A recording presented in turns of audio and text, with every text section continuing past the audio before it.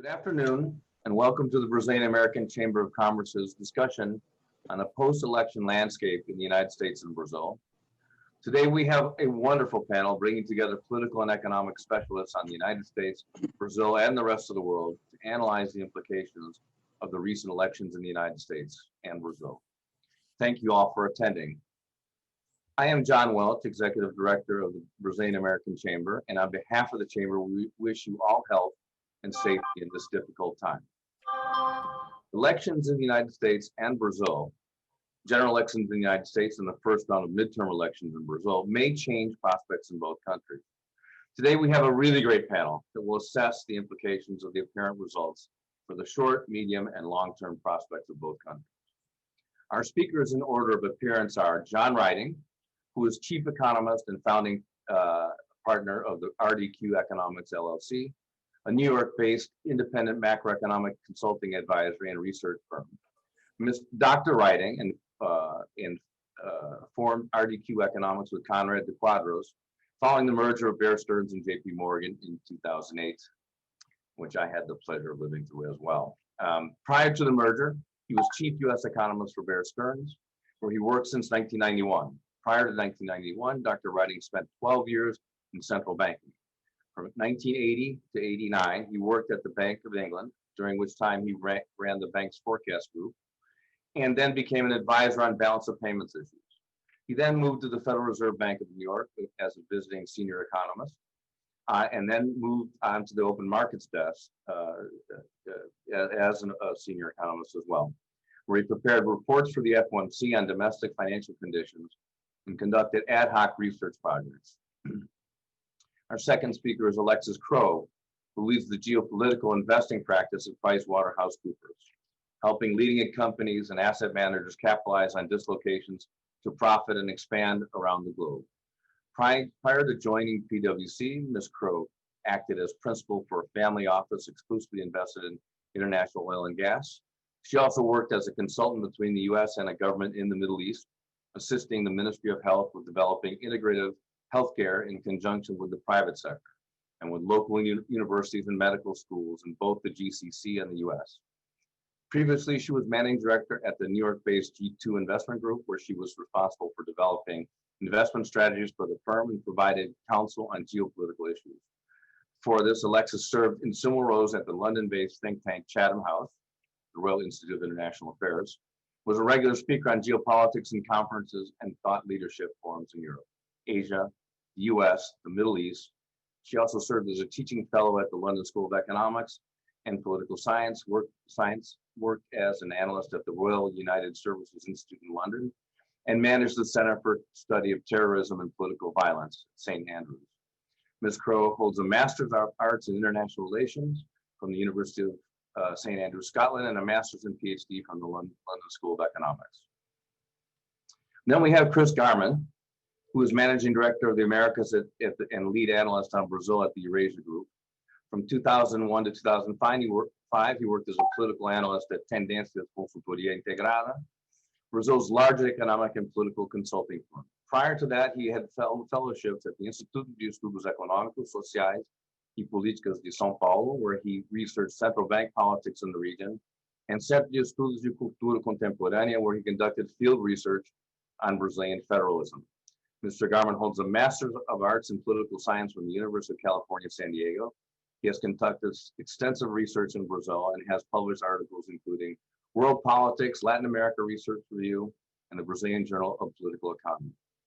And our final speaker, Thiago de Aragão, is Director of Strategy at ARKO Advice and Managing Director of Policy, Blueprint International Strategies and Research. He has given presentations about the Brazilian and Latin American political environment over a dozen countries and universities in the United States, Canada, Europe, and China.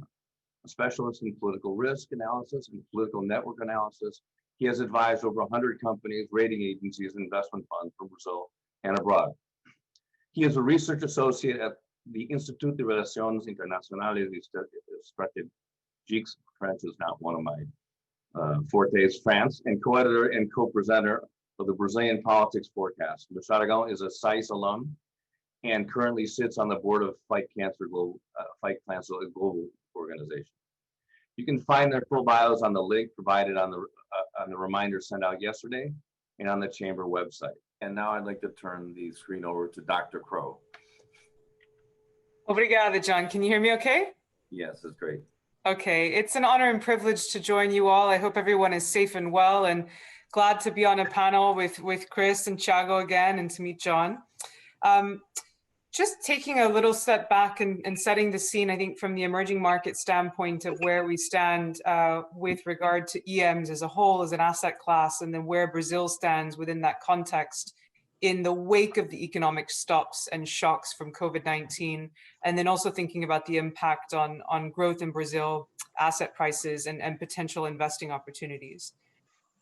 So certainly, I think, what we've seen prior to COVID-19 was firstly the fact that the bulk of job creation and wage gains around the world, not only in advanced economies, but in emerging market economies, was happening in the services sector.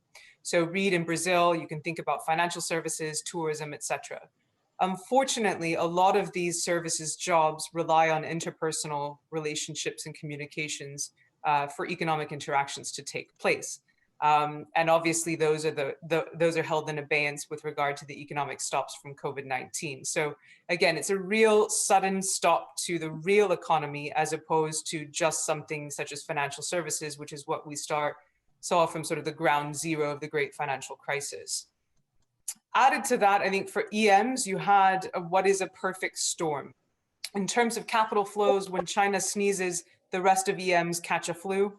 And so obviously, when the virus started ricocheting out from China, you saw capital flows significantly stop to emerging markets as a whole.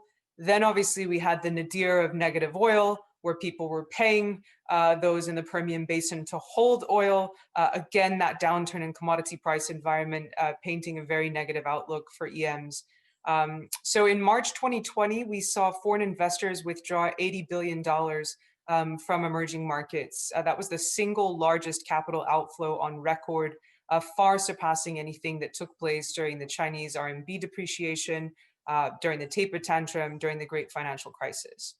That obviously had a negative effect on sovereign borrowing costs, as well as a depreciation of EM currencies across the board. There's some countries that were a little bit harder hit than others, and I would call them countries that had pre-existing conditions prior to COVID-19.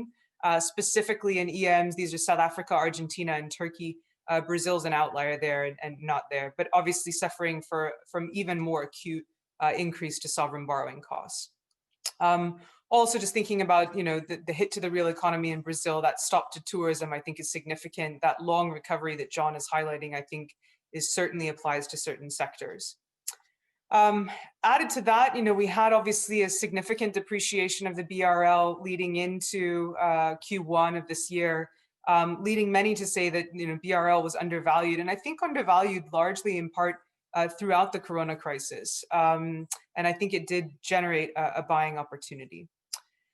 So what happened in the wake of COVID-19? I thought interesting to note that Brazil, the UK, the US, three cultures which have an ordinate primacy on the individual in terms of political philosophy as well, experiencing the highest death rates, and I think very significant.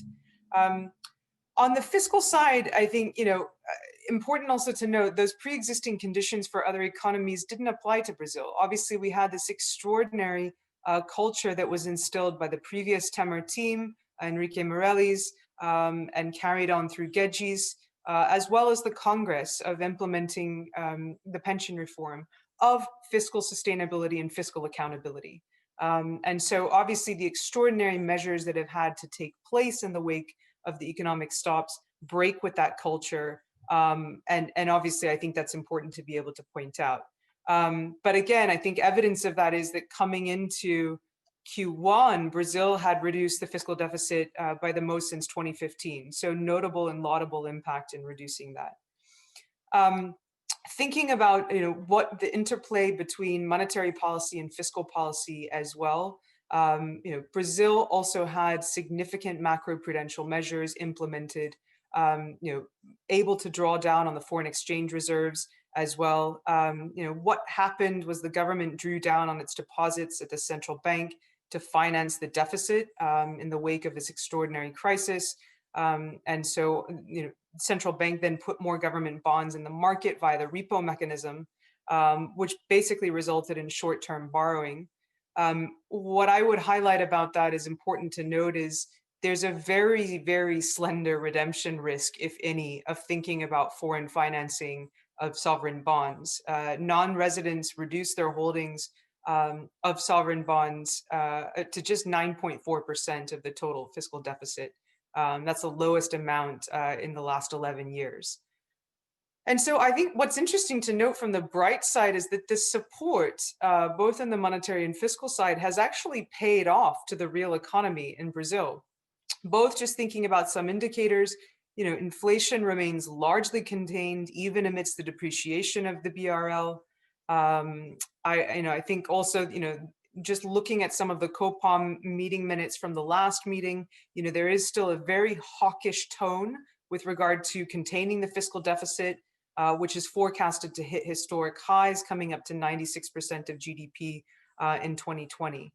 Also just, central bank, I think, being quite hawkish on rates. I think, if you look at the members of the COPOM, rates are probably already at the level that might, instill in asset price instability. So keeping those steady, I think, and rather than lowering them is going to be key going forward.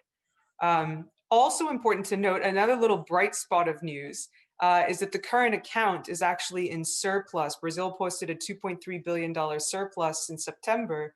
Obviously, imports have been curtailed in the wake of the lockdowns, and that's been important. I think also, you're looking at a positive surplus and a recovery through 2021. In stimulating growth in the real economy, so fantastic to see that Brazilian PMI posted its steepest acceleration on record in September, and the job creation resulting from the manufacturing sector. Think about that. It's obviously not relying on interpersonal communications, or you can actually have social distancing within manufacturing. That job creation rate accelerated to an all-time high in Brazil in the manufacturing space. New orders increased at the third quickest pace on record. Export sales increased by the greatest amount since the whole readings began. And even retail sales coming up. We all know that Brazilians love to shop, and as an honorary Brazilian, I'm right there with you. Also, I would just say that, thinking about the impact then, therefore, on US policy with regard to Brazil. And the first thing to be able to point out, against the environment in which I just highlighted, in which we live in a world of macro finance, capital flows, a depreciation of currencies, that while many are focused on the change in tone and policy with regard to Biden and Trump, the real question for Brazil in terms of financial stability is who stays on at the Fed, and do we have Fed continuity, and what happens in monetary policy? Going all the way back to Carmen Reinhart, there is ample evidence that an expansionary monetary policy creates a benign environment for emerging markets. So I think you are looking at lower for longer through 2023, which would again create a somewhat of a benign environment in terms of financial stability. On the presidential and the legislative side of things here, for me, the three key distinctions between Trump and Biden are on tax, and I am going to say that he is the president-elect here, are tax, trade, and the environment. On tax, I would just say, that's wholly a US domestic situation. I don't really even see equity markets moving much with regard to that. With regard to trade, I would say here Brazil is a plus ça change country, meaning it doesn't really matter what happens with regard to US trade policy for Brazil, just given the fact that you still only have net exports as a percentage of GDP, only 14.89%. Obviously other countries such as China, Japan, Germany, the Netherlands growing in terms of export partners and export destinations for Brazil. Obviously we did have this mini trade deal implemented. I would call this somewhat of a skeletal trade deal, as some of the other mini trade deals have been, insofar as you leave out things like tax and e-commerce. So remains to be seen what the administration will do. I know that Chris and Thiago will weigh in on that with regard to continuing forward on that plan. I think, by and large, many would say that just given the somewhat complementarity or in somewhat of a denotation competition between Brazil and the US on agriculture, for example, with soybeans, that an overarching free trade deal might be unlikely. Also, just on the environment piece as well, this is where I would say that energetically, the Biden win obviously changes the entire landscape with regard to the green and the energy transition, the climate agenda. President-elect Biden has made it very clear to move the U.S. toward net zero 2050. All of a sudden, the U.S. potentially may rejoin the Paris Climate Agreement, and in which case, climate policy is enacted at more of a federal level as opposed to a state and municipal level. So I think that will be positive. What I'm a little bit concerned about with regard to foreign direct investment is whether or not that is diverted away from Brazil and toward the US. So something to be able to think about going forward. Lastly, I would just highlight the critical issues that actually are in terms of opportunity just in domestic green agendas. Campos Neto has made it very, very clear that looking at not only the risks of climate change to economic growth in Brazil, being one of the only central banks to put this forward in terms of the agenda, but also to understand the relationship between climate change and productivity and improving productivity with regard to sustainability. So with that, I will stop and happy to hand over to John. Thank you very much, Alexis. Now we're going to turn to Chris Garman. Chris? Thank you, John. It's a tremendous pleasure to be able to be here once again. Fantastic to be with you again, Alexis and Thiago, and also John. I have the benefit of going third, so I think both John and Alexis kind of gave the very kind of important kind of global context and what this means for Brazil. On the one hand, obviously we're facing kind of risk associated with the second wave on the pandemic, both in US and Europe, and that's a growing concern in Brazil. But on the other hand, one of the important things that Alexis mentioned, of course, is that we are in a reasonably benign financial environment for emerging market economies to the extent we have conditions of abundant liquidity remaining for a while. That gives a bit of breathing room for countries like Brazil. But what I'd like to do is kind of focus my comments on kind of two rubrics. First is give some views on what I think matters and does not matter with the outcome of the elections in the United States, and even the fact that we've gone through an election cycle recently in Brazil with the first round of the local elections, and then focus a little bit of some of the main challenges I see domestically, particularly when it comes to the management of fiscal policy coming out of COVID. But maybe the good place to start is what I don't think changes with the outcome of these elections. We've seen a lot of narrative, in the media, and many have argued kind of interesting parallels between the takeaways of the U.S. election on the one hand and the local elections in Brazil on the other. Many kind of look at the election of Joe Biden in the United States as a sign that voters are rejecting the polarized politics of Donald Trump, that he paid a price for kind of his rhetoric. And that ultimately this could be a sign of a return back to quote unquote normalcy and voters kind of privileging more moderate politicians. Evidently this has repercussions in terms of the Biden administration, in terms of returns towards a focus on multilateral policies. But some in Brazil have suggested that this could also be a suggestion or a leading indicator that Bolsonaro could be in trouble if in fact we are seeing a pivot away from populism on the right, from a political and public opinion point of view. Similar type of arguments have been made when looking at the outcomes of the local elections. If you look at the outcome of the local elections last Sunday, centrist political parties, the so-called Centrão did relatively well. The parties on the extreme, on the right or the left, did relatively poorly. And so you have similar analogies making the case that voters may be privileging kind of moderate politicians. And this could be a potential bad sign for Bolsonaro to the extent that all of his candidates that he endorsed did very poorly, particularly in the major capital cities of São Paulo, Recife, Belo Horizonte, and Rio de Janeiro. Right? And when it comes to the US election, many pundits making the case that the election of Biden could lead to the isolation of Brazil on the diplomatic and international stage. I'd like to make the case that all those assertions are probably incorrect. You look at the outcome of the U.S. election. I don't necessarily see this as a sign that polarized politics are going down. In fact, when we look at the U.S. election results and the geology that led to the polarized politics in the first place, there's a strong case to be made that COVID-19 is exacerbating the conditions for polarized politics, not attenuating them. You look at the election result. President Donald Trump, yes, lost the election, but lost by a much smaller margin than many pundits and polls were anticipating prior to the election. This suggests that his message still resonates with a very strong segment of the US population. 80% of Republican voters believe there was fraud in the election itself, not healthy when it comes to the capacity to have a moderating influence going forward. The Republicans will probably keep control of the Senate. John made the correct point that we have to wait for the two Senate elections on the 5th of January in the state of Georgia.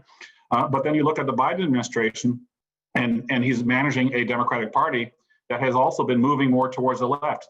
The identification of progressives within the Democratic Party has grown materially over the past 15 years, and you have a very strong wing of the progressive party of the Democrats. They're going to have a hard time getting the results that they want from a Biden administration, particularly with Republican-controlled Congress.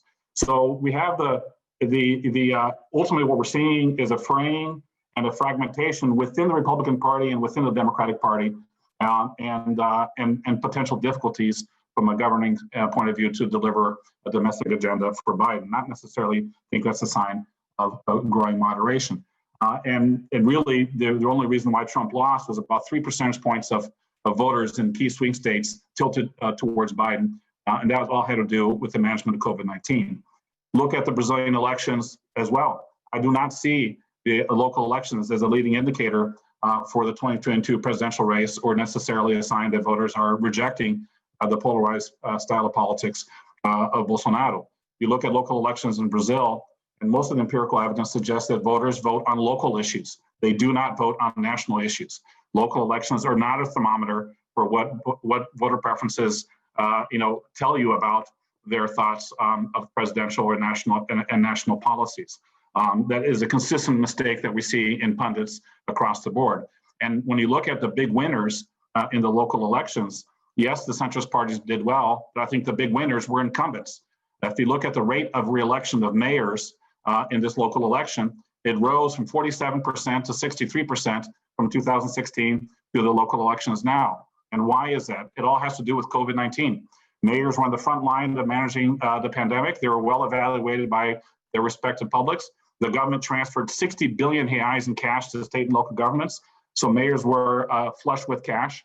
And it was a tough election to be in the opposition. And as a result, these centrist parties ended up coming out on top. But those conditions are entirely atypical. 2020 is a year in which the incumbents were able to get a pass, but in 2021 and 2022, we're going to be in a material fiscal crisis at the state and local level, and being an incumbent at the state and local level will be much more challenging. So I do not see these local elections as saying anything about the prospects for Bolsonaro in 2022. Now, what is the relevance then of both of these buckets of elections? When it comes to the U.S., I think that the most far-reaching repercussion of a Biden administration, other than, of course, facilitating a benign global backdrop for EMs that Alexis talked about, is on the bilateral front, is all about the environment.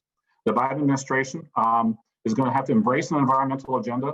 It is the main way in which a Biden administration is going to contemplate the progressive wing of the Democratic Party in a context where they probably are not going to be able to raise taxes to be able to fund an increase in the Affordable Care Act. And they're going to devote tremendous resources to plant their flag on the energy transition and their very aggressive reduction in carbon emission targets. They're going to spend a lot of effort in trying to have a breakthrough in the Paris Climate Agreement, and particularly in the COP26 negotiations in Glasgow in November of next year. That is a problem for Brazil, because Brazil has put itself as a villain on the environmental agenda. And what we're seeing in Brazil is a President Bolsonaro who, on the one hand, he's doing some things to try to be able to combat deforestation. It would be a mistake to say that they're in the denialist camp, but at the same time, they're getting increasingly defensive with criticisms coming from abroad, particularly because they've put themselves in a large credibility hole. So the mood that I see in the presidential palace is, to the extent that they're being seen as a villain on the international stage on deforestation, the international criticisms are increasingly harsh, and the presidential palace views those criticisms as evidence of obscure and non-transparent economic interests trying to hurt Brazil, and non-transparent interests in undermining Brazil's sovereignty. So my concern is in a world in which, if the pace of deforestation gets worse again in the next dry season, the criticisms coming from a Biden administration that is planting their flag on this issue, joining with the European governments, will be significant, and the response from the presidential palace can be increasingly nationalistic. If we have this kind of tit-for-tat repercussions, Brazil could pay an economic price for this Achilles heel in this relationship. What attenuates all that is that the Biden administration will want a breakthrough in the Paris Climate Agreement. They're going to need Brazil to be part of that solution. So it may hold back some of this rhetoric and tit for tat, because the big prize is a breakthrough in Glasgow. But I do think that is the real let's say vulnerability that we have to keep an eye on. When we look at domestically, and we can tackle this a bit more in the Q&A, the repercussions of the local elections were just unfortunate insofar it has delayed a much needed debate on fiscal management coming out of COVID-19. Brazil entered COVID-19 with a very high gross debt to GDP ratio. It spent more than their peers in the emerging market economies, up to 8% of GDP primary spending, 12% of GDP if foregone tax collection. That's high, and they probably weren't in a position to be able to spend that much. And so what we essentially need out of Brasilia is a signal of commitment to fiscal responsibility, commitment to the defense of the constitutional spending cap on the one hand, and we're still in the middle of the pandemic, and how you manage out of that, and all eyes are centered on whether you extend the emergency stipend to low-income workers, at the end of this year and getting into next. With the local elections, the president essentially punted all the decisions on fiscal management after the second round of the local elections, and the solution probably is to try to approve a constitutional reform that tackles future obligatory spending over time, that can potentially allow you a bit more fiscal slippage if the second wave hits Brazil in a more meaningful way. But the point is that financial markets will not give Brazil the same pass that they did in 2020, precisely because of the deteriorating of the fiscal accounts. Ultimately, I would say that our bet right now is that the centrist parties gained a bit more leverage in negotiating with the presidential palace. The centrist parties tied to President Bolsonaro don't want Congress to work during the recess in January, because they're vying for the House speakership election and to make the successor of Rodrigo Maia. This punts all these negotiations probably till February, March, right? And so the concern is that if we do have a second wave and pressure for more stimulus comes on relief on the COVID-19 stipend, it puts the cobertor, or the blanket, is very short in terms to be able to address some of these fiscal issues. Ultimately, I do see conditions in Congress to be able to move on some of these fiscal reforms. I wouldn't be overly negative on this. This is a Congress that is afraid of a fiscal crisis of confidence. That was the big lesson from the previous crisis. So I do not think that Bolsonaro or Congress will turn populist, but we could have a very bumpy road along this, because the whole cycle has been punted in great measure because of the local elections and now the risks of a second wave. But let me end here and turn it over to Thiago, who can, or at least to John, and then Thiago. But thank you very much. I'm the intermediary here, but yes, thank you very much, Chris.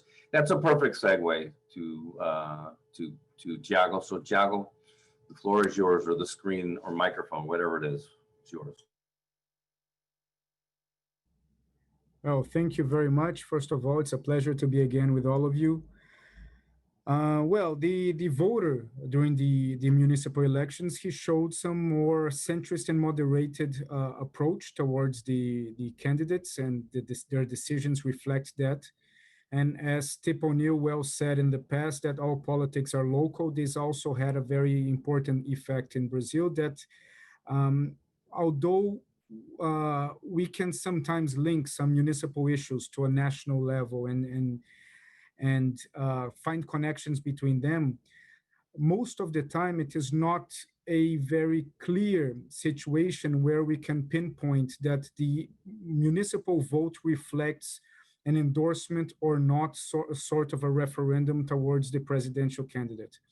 The themes of a municipal election tends to be very locked within the municipality itself. But what we saw, and I think it's important, is this voice of moderation. And this voice of moderation have several explanations.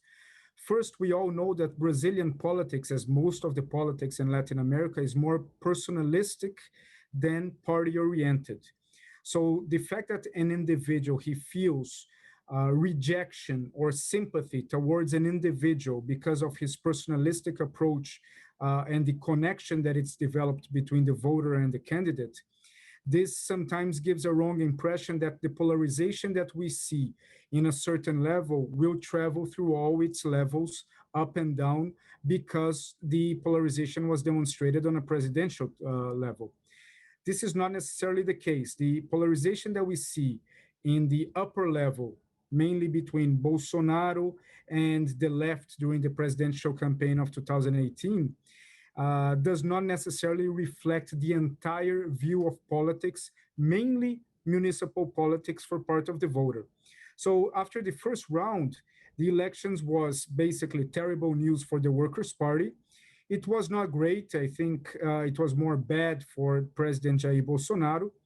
And it was basically a very good result for the centrist parties because, as it was well put, it brings them enough power for them to be able to put a different sort of pressure from the Congress upon the president. The centrist parties, they have a very interesting characteristic. Although even if you look at congressmen from the centrist parties, they are always closer to the municipalities in terms of their political structure rather than close to the presidential or level or the executive in the federal level. And the maintenance of this relationship with the municipal level, which is a great strength of the centrist parties, is above anything else linked with budget. It's linked with the capability to increase expenditure and to have this expenditure linked towards the municipalities in order to generate an exchange of support. The centrist congressman, he is another powerful tool for mayors and leaders of political leaders of particular regions of the country in order to bring more resources for these regions. And in exchange, the mayors, they serve as ambassadors for these congressmen in order to bring back political support and electoral support during the elections. Having said that, there is an understanding within most centrist parties that for you to be able to maintain the machinery of expenditure and budget allocation from federal resources to municipalities, you need to have fiscal equilibrium and you need to have a sound economic environment. This is why, even though they are more expenditure oriented in their minds, they are not necessarily irresponsible in terms of fiscal policy. And this is a point that is interesting for us to foresee and forecast potential support that some of the measures and the reforms coming from the Ministry of Finance will have the endorsement of some of those leaders. Going back a little bit about the elections, well, first of all, the left did not perform very well. The Workers' Party, they gained 800 municipalities out of 5,570, which is not that great of a result. For President Bolsonaro, the main candidates that he endorsed either didn't win or they are in a runoff in a very adverse situation, such as the mayor from Rio de Janeiro, for example.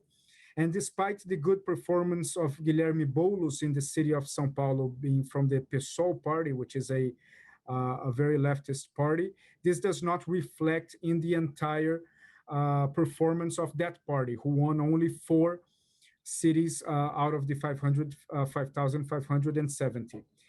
The centrist parties, they perform in a noteworthy manner because of their capability to engage in a more personalistic way with the voters.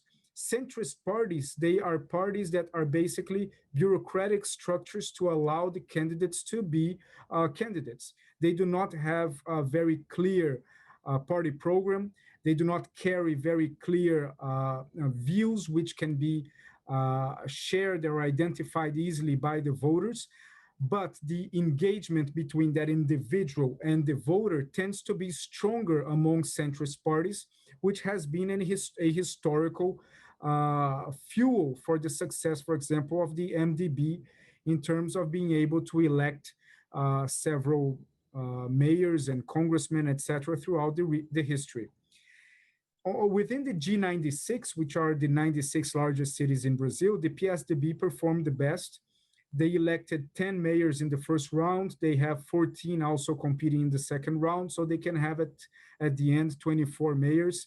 The PMDB might also add 18 mayors at the end because of the 6 they already elected and the 12 they have in the second round. Despite the expectation for the second round, the Brazilian political environment is already looking forward into certain issues that might happen that will happen in the short term, in something that I call the eventology of Brazilian politics, the new events that we are likely to look happening in the near future. Basically, what are the priorities? The priorities are divided into certain categories. For President Bolsonaro, his main priority beginning now is re-election. And this was part of the priority that led to the strategy or the lack of strategy in certain views of his construction of the support for the municipal elections. So re-election is his number one target from now on. For the economic team is fiscal equilibrium, fiscal balance, and the reforms, naturally. For Congress is the succession in the Congress, and this links to the Supreme Court on how the Supreme Court will position themselves in terms of allowing the re-election of Maia and Alcolumbre. And for the market, naturally, is the fiscal equilibrium as well and the reforms. All these issues, they mix into each other because they bring components that either endorse, strengthens or weakens any of these points at the moment. So what we can look forward and expect, and I'm going to soon finalize in order to answer more things in the Q&A, but we have the second round of the municipal elections in important cities, São Paulo, Rio de Janeiro, Porto Alegre, Recife, among others. We have the Supreme Court deciding in relation to how the authorization of the re-election for Maia and Alcolumbre in the Congress will happen. We have a PEC, which is a constitutional amendment that is very important to be voted in order to create stronger boundaries in relationship to the budget. We have the budget itself to be voted, that we have to analyze and speculate whether it will include the Renda Cidadã, which is a variation of the family grant of the Bolsa Família. So to see if the budget will include that or not. We have the elections on the House and the Senate, which consumes much of the attention of the House and the Senate. And we have a ministerial reform expected for March and April, which somehow will reflect the results of the municipal elections, the results of the elections inside the Congress, and the construction of this ministerial reform will be a tool for Bolsonaro to balance this out in terms of focusing at his re-election down the road. All of these pieces of information and all of those things for the eventology of the short term will be affected, messed up by the potential second wave of the COVID. So this will add more dramaticity to the issue and also mess up a little bit with the variations and the potential outcomes in each of those categories. Also, when we talk a little bit further, I'm going to explore a little bit about the reactions and how President Bolsonaro interprets the victory in the United States of Biden, and also how this plays into some of his domestic policies and mainly in his re-election strategy in terms of narrative for the near future. Thank you very much, Thiago. This was originally directed, this question to Alexis, but I'm going to leave it for anyone on the panel to address it. There's a question about the Biden administration and how it will be managing its relationship with China. And what do you expect about this impact on Brazil and also an impact on the Brazilian relationship with China as well? Brazil is a gigantic benefactor of the U.S. trade policy, especially in soybeans, with soybeans almost tripling since the retaliatory tariffs were put in place. But I think it goes well beyond that. So maybe we'll start with Alexis and anyone that wants to chime in. I know both Chris and Thiago work on this as well. Obrigada, John. I think firstly, just to start with some of the statements from the campaign trail that we can expect on trade policy, I completely agree with John that tariffs were a favored tool of this previous administration. And, you know, just thinking in terms of policy, the president can do virtually anything he wants or she wants on tariffs. But with regard to the treaties, obviously needing ratification by Congress. What I would say, though, is there's some cautionary tale about some of the statements that Biden has made on the campaign trail. One, such that U.S. potentially mandating U.S. federal agencies to source only U.S. goods and services. So different in tone, but still a strong strand of economic nativism. Also potentially levying a tax on U.S. companies that are generating manufacturing jobs abroad. So important to note that, again, this strand of economic nativism, buy America, make America, is still very much with us. And I think it's in part rooted to the connection with that disenfranchised voter base that Chris was discussing during his share.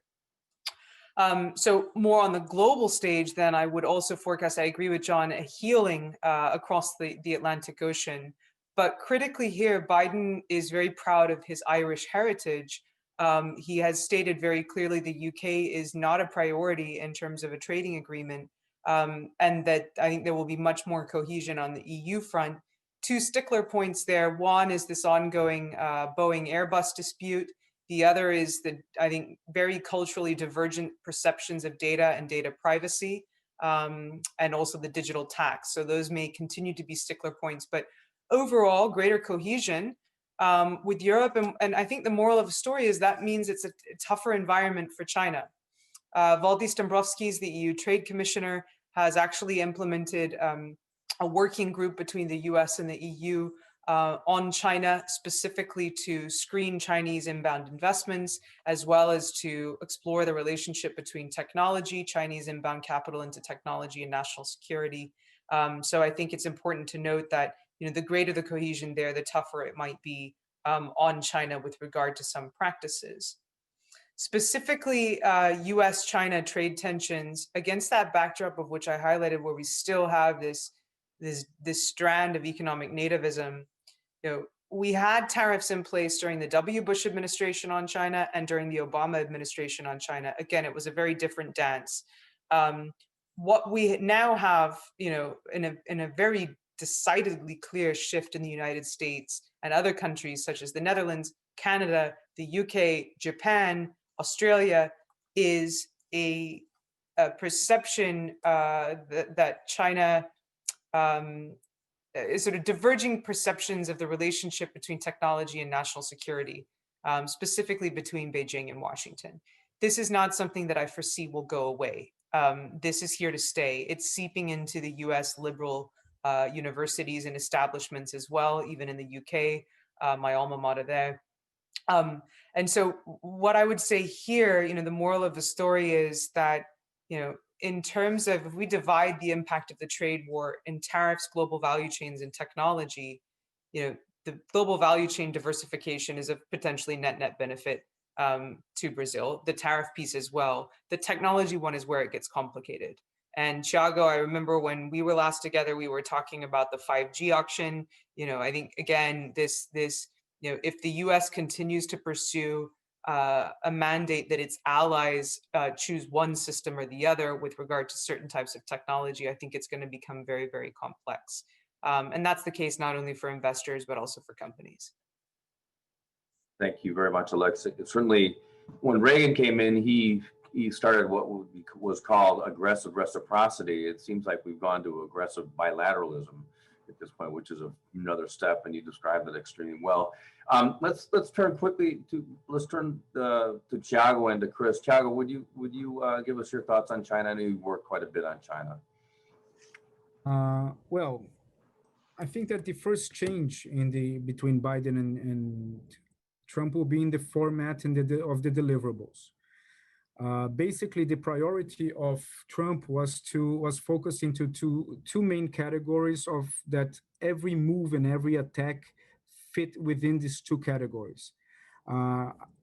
Commerce in a separate fluctuating thing within this fluxogram, but the main focus of every major action was either inside the category of national security or human rights. And then you have sanctions that were applied in different measures in different ways that either fit into one or the other of these two categories. What I see is that Biden is likely to shift this order around, focus more on the human rights sanctions. Why? Because the human rights sanctions are easier in order to attract a multilateral alliance in order to challenge China within a specific target.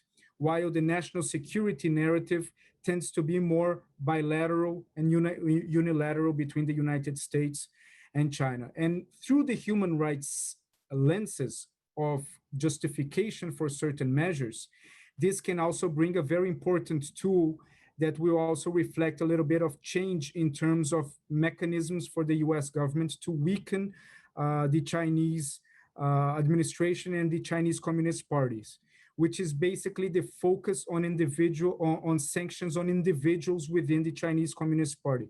Why this is important? Because the more sanctions that are applied upon individuals, the more you start to create fractures within the Chinese Communist parties. And why is that? Because first of all, we have today in a very unbalanced way, we have two major factions within the CCP, which are basically the Xi Jinping faction, which is overwhelming, has over 70 to 80% of the majority of the mid to higher ranks positions within the party. And then we have the Hu Jintao, Li Keqiang faction, which is smaller, and they're not anymore being decimated because of an agreement that was made between Li Keqiang, Hu Jintao, and Xi Jinping in order to prevent internal attacks and internal criticisms from them. Having said that, the way that the attacks from the United States under Trump, this forced the party to create more unity around itself, because the entire party was being targeted from every move and every action that started coming from the United States. When you shift the priority, not excluding some of the previous tools, but when you shift this priority into targeted sanctions, especially if these targeted sanctions, they fall in its overwhelming majority within the Xi Jinping group instead of the Li Keqiang group, you start to empower the less powerful group, and then you start to open up a little bit more the fractions within these groups inside the CCP, which this is a historical approach from the United States, but it's very intermittent, has not followed a continuous flow of pressure upon the CCP. So the more pressure that can be put on individuals that could lead to fractions and ruptures within these groups, and if this is labeled internationally within the human rights category of narrative, the more you can have a wider alliance of countries engaging into similar sanctions, the more you can create tensions and fractures within the party.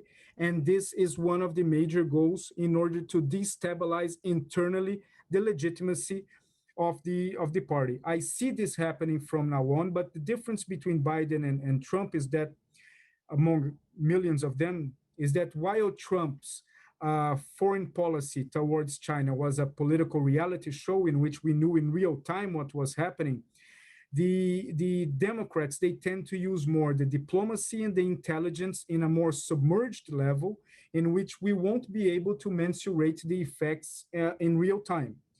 So several of the battles will be transferred to multilateral arenas with the reinforcement of the WTO and other areas. Several smaller operations will happen without our capability to monitor them. Different sorts of alliances, such as the US, Japan, India alliance in order to boost the pharmaceutical industry in India, in order to depend less and less of the Chinese APIs and develop its own industry of APIs in order to move away the Chinese potentiality of controlling a large chunk of the production of medical equipment. This is sort of the actions that we're going to see happening more.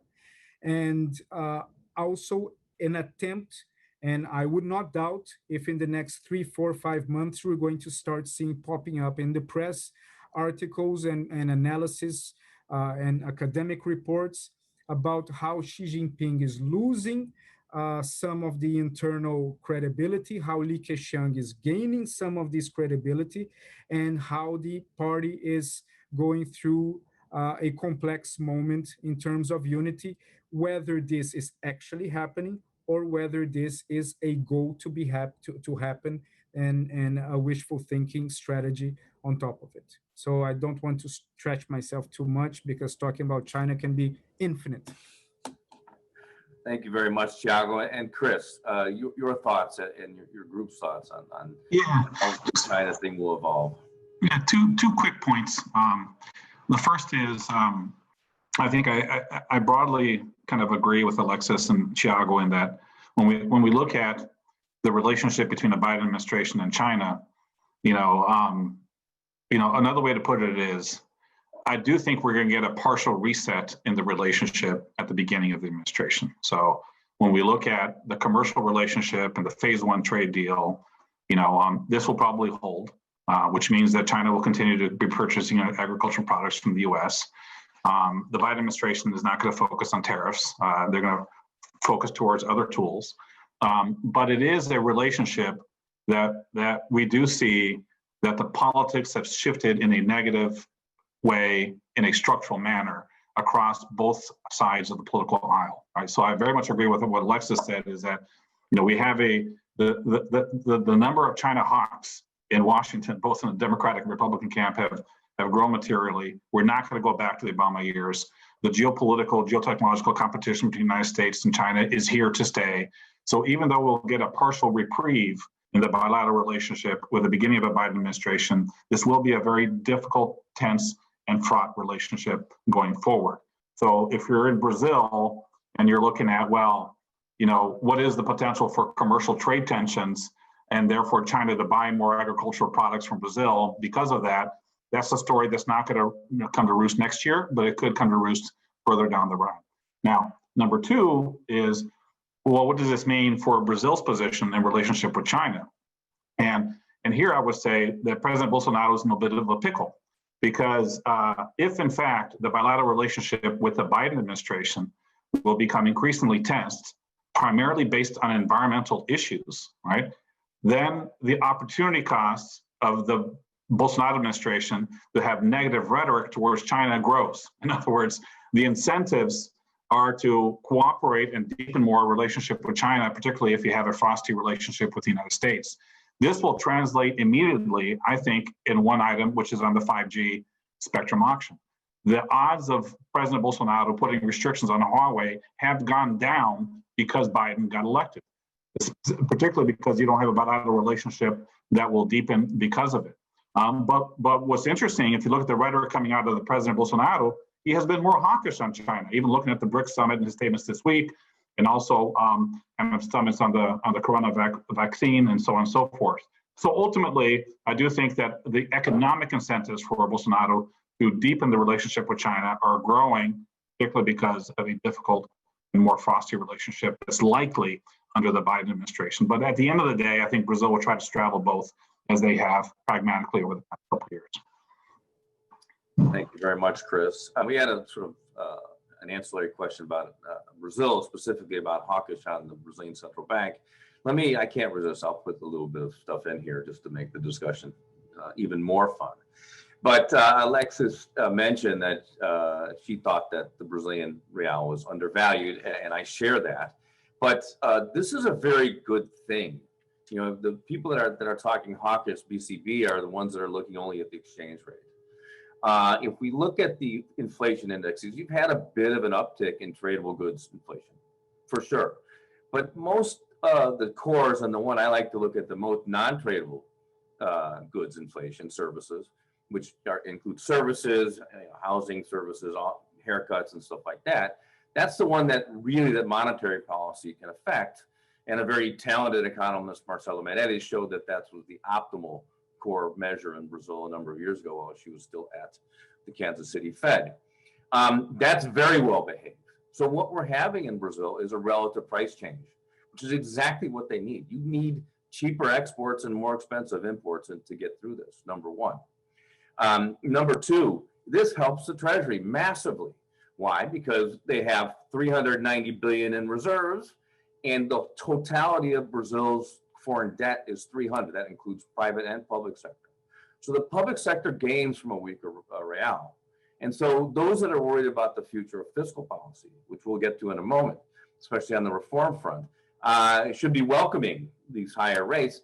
And until we see the secondary effects in non-tradable goods, which with the kind of output gap that Brazil has, I don't know where it is now, but it's certainly in June, it was about 7% of GDP by most estimates that I see.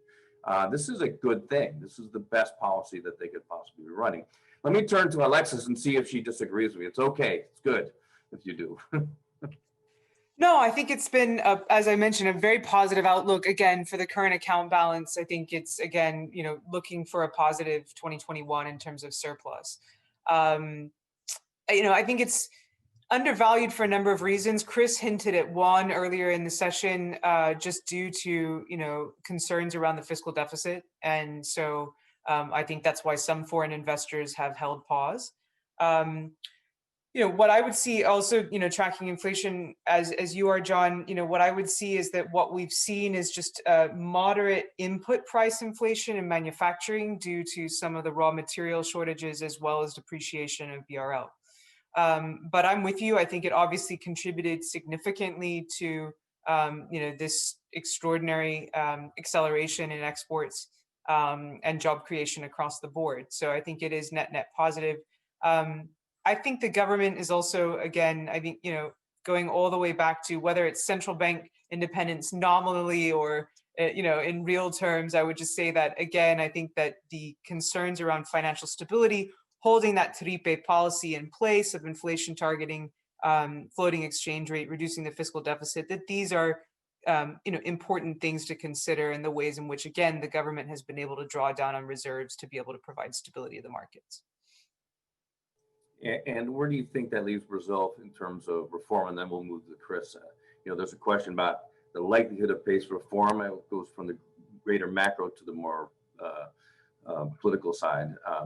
What are you thinking about the reform agenda in Brazil at this point, Alexis? I mean, I think honestly on the economic side, I think things are still positive. I think, again, Brazil is one country that when we look at EMs as a whole, you know, you still have an extraordinarily talented team in place, you know, with Gedges across the finance ministry and the central bank as well. So I still see that as being very positive. Brazil looking a little bit like Colombia here, where Colombia has been a little bit more muted in some of the fiscal response, such as to informal workers, continuing on that culture of fiscal sustainability. So I think that's positive. The way in which Gedges communicates that going forward is obviously going to be critical. Again, I think there's going to be a huge magnetization of FDI flows in terms of portfolio for infrastructure in the US that would have been, you know, destined for potentially Brazil otherwise. So I think some of these communications and concerns around, you know, the gaping fiscal deficit are going to have to be addressed nimbly. Thank you very much. Chris, what do you think about the Paulo Guedes agenda and the administration agenda? How does it work from here? You mentioned a bit about it in your analysis before. No, thank you, John. I think that we have to keep in mind that there are really three big proposals for reform on the table in Congress. The first, which is the most important, is the fiscal emergency plan, which is going to be presented by Senator Marcio Bitar after the second round of the local elections. This is critical, probably the most important of all three, because it is a way of signaling a commitment to the constitutional cap on spending.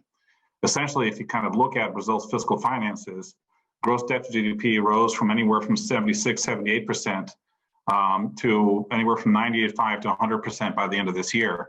And what's holding the expectations in the market, at least reasonably anchored, is the view that the constitutional cap on spending will hold in the subsequent years, in 2021, 2022, 2023. The dirty little secret is that you cannot deliver on the cap on spending without additional round of reforms. If you do not control obligatory spending in payroll and pension and other items, the composition of the cap, the obligatory spending will grow, it'll squeeze discretionary spending, and you cannot kind of comply with that rule. So ultimately, Brazil needs to move on a second generation fiscal reform to anchor expectations on fiscal policy. Right? And this is a constitutional proposal that the economic team is endorsing. It is a way to fund a new revamped social welfare program that will substitute the end of the auxiliary stipend.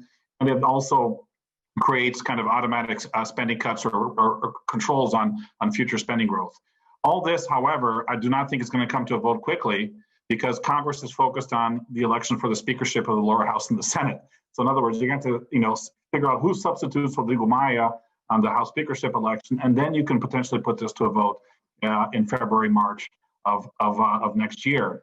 And the risk that we run is if the president's approval rating starts to drop in the first half of next year, approving a fiscal reform may be tougher, right? So I think that is going to be the number one issue that can kind of keep, let's say, interest rates low. And this, what the central bank has said is that if there's slippage on fiscal policy, they will reduce their forward guidance and potentially raise interest rates. In other words, the central bank is saying, if you guys don't take care of your fiscal homework, we expect interest rate hikes. So that's battle number one. I think something gets done, but I'm a little bit concerned about the timing of that. And then if that gets delayed, the other two items will get delayed, which is a comprehensive tax reform, which is unification of federal, state, and local VAT taxes, and an administrative reform, which is new rules for compensation for new entrants to the public service. Those are both constitutional reforms. Our bet is that one of those two gets done next year, not both. Okay, so if tax reform kind of dies in the sand, then maybe administrative reform will move. But the longer it takes to tackle this fiscal reform, those other two also get punted. So I think from a market point of view, however, it's critically important that Congress moves forward on a commitment to the spending cap. If it doesn't, we will have a much weaker currency than we are right now. That's not our bet. I don't think that we're going to go down the populist path, but I think that that's probably the most important of all three on the item. Also, John, I did just want to come in here for a second. The other implication is that if we have an interest rate rise environment, obviously some of those short-term borrowing costs and rollover risk become quite prominent. Yeah, we get fiscal dominance, right, Alex? That's always out there, right? Yeah. Certainly, the average maturity has shrunk on Brazil's internal debt. So that's. But just a quick question, Chris, before I move to Thiago. Who did Brazilians support, Trump or Biden? Somebody asked that question.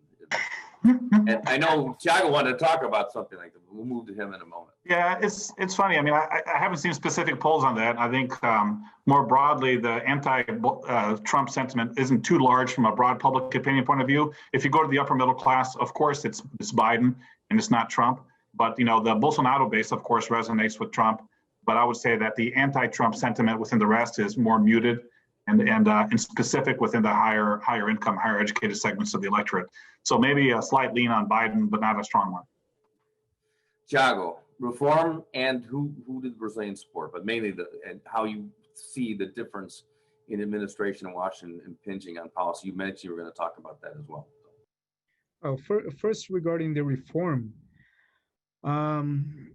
the main difficulty is not the content of the reform or anything in that. The main difficulty is the relationship between the executive and the Congress, which is terrible, which is something that is not fluid, is something that has several firewalls of relationships. So this is the major problem right now. As Marcio Bitar also said, and it's very interesting that Chris brought him up, he said that he has the report that is necessary to move forward ready for a long time already, but there are no instructions, there are no interactions, there are very few components for him to move forward coming from the economic team.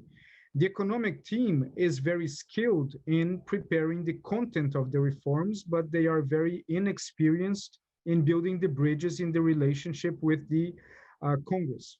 So the lack of capability to build the bridges, if it's not possible to be conducted by the Ministry of Economy, in theory would have to be conducted by the Presidential Palace, which also does not have the experience to do that, nor even the current normal historical functions to do that, because the Ministry of the Civil House, for example, which historically has been a center point in order to compile the demands and the targets and the goals of the ministries in order to create a strategy towards the Congress, it does not function in this way under this administration.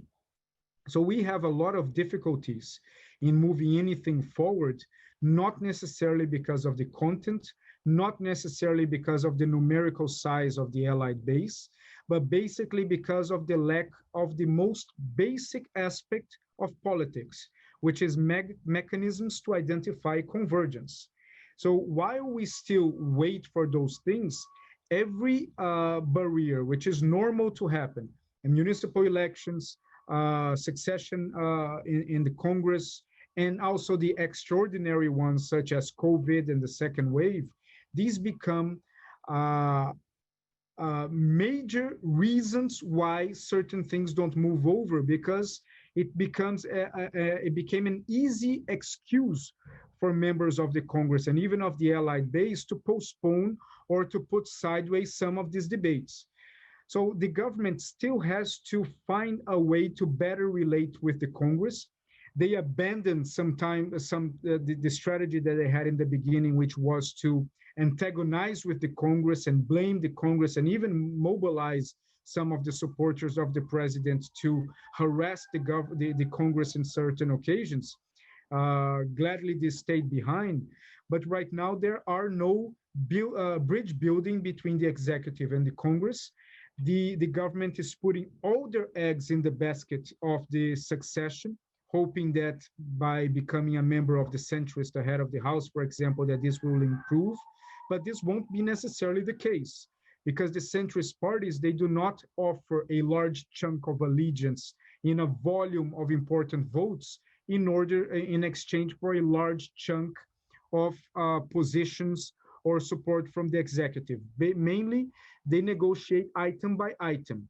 And if the government's not skilled enough to identify convergence item by item, I see everything that we, over the past year and a half, believe that it will happen in the next months, keep pushing forward indefinitely, and just mild solutions emerging from it, just palliative solutions emerging from it. What was the other point that you brought up, John? Just what you talked about it a bit. Who did Brazilians support, Trump or Biden? You were going to talk about. You already talked about the relationship there. But who was your heuristic on that one?